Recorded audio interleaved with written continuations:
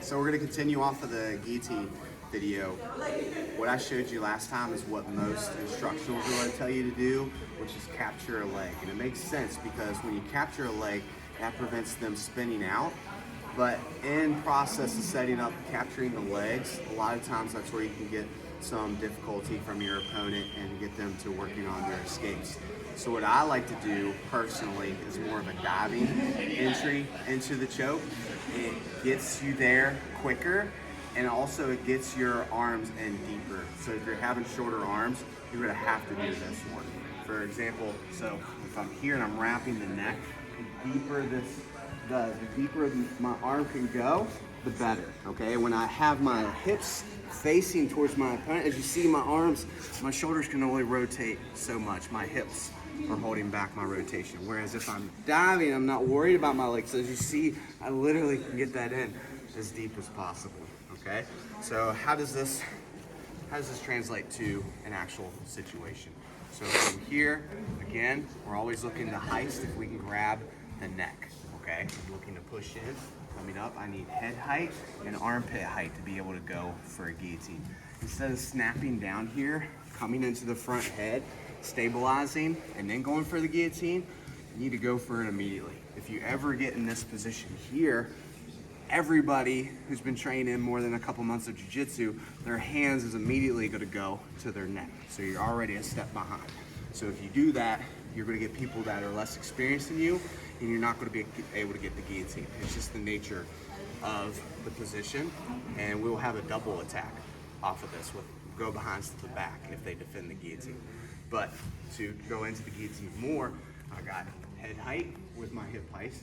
I'm going to get arm height with my snap, and I'm going to be choking with my right arm.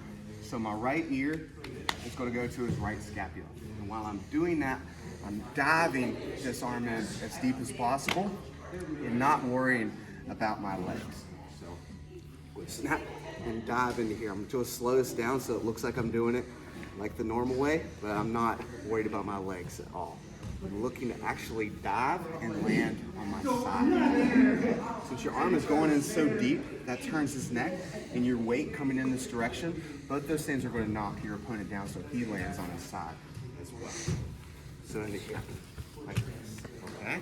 Now, other huge detail is that arm in grip. I'm not going shallow with it. I'm going in as deep as possible. So this is going as deep as possible, and this is going as deep as possible as well. From here, I'm diving, landing like this. As you see, we still have the high risk position when we're here on our side. Okay, my legs were not involved at all.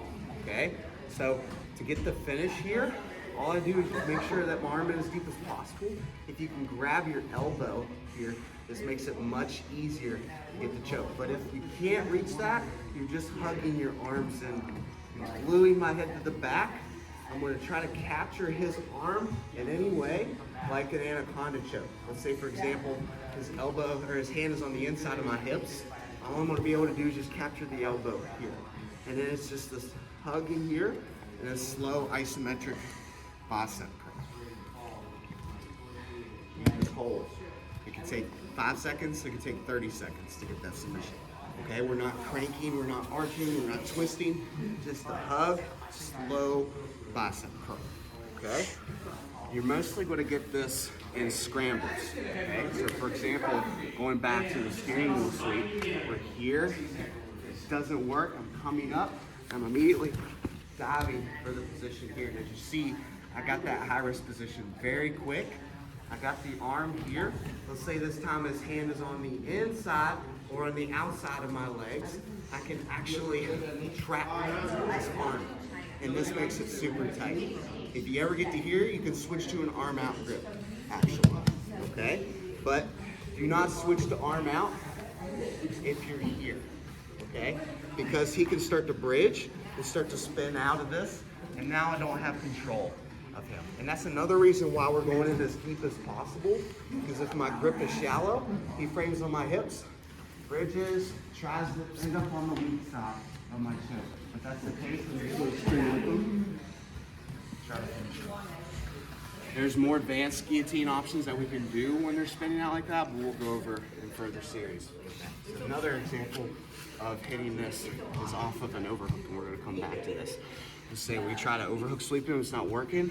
Heist, instead of coming in the front head, then the guillotine, no, we're going to dive for it. Land on the side here, look the trap, and hit the guillotine. Okay, it can be the same off of an underhook sumigation. So here it's not working.